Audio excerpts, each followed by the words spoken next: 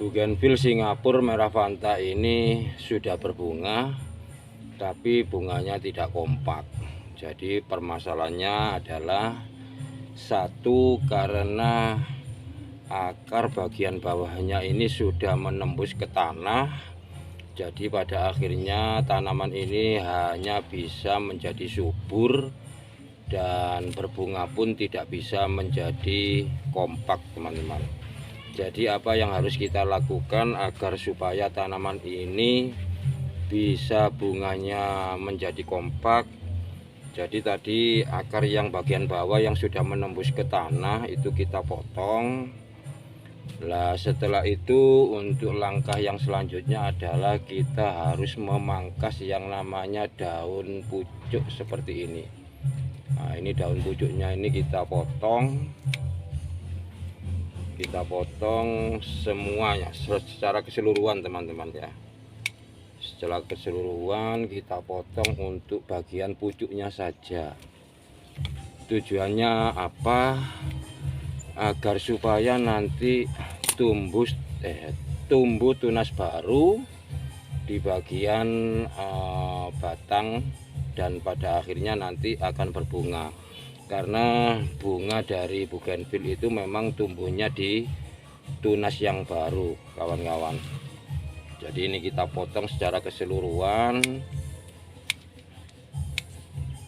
Nah, ini semuanya, jangan sampai ada yang tersisa, karena kita mempunyai tujuan untuk membungakan yang namanya tanaman bougainville kita. Lalu setelah itu kita pupuk dengan NPK 1616 agar supaya merangsang yang namanya bunga yang baru, teman-teman. Nah, kita kasih yang namanya pupuk seperti ini secara keliling. Nah, setelah kita melakukan pemupukan nanti kita siram, karena ini memang sudah lama sudah saya tidak siram. Jadi nanti insya Allah setelah kita siram nanti akan bermunculan yang namanya tunas-tunas baru. Setelah itu baru diikuti dengan yang namanya bunga. Dan juga ini ada satu lagi. Nah, ini juga sama, ini berbunga tapi juga tidak kompak. Jadi kita potong pucuknya seperti ini. Nah, bagian pucuknya saja, tidak usah terlalu ke bawah, bagian pucuknya saja, teman-teman. Dan ini harus memang sering kita lakukan untuk di tanaman bougainville.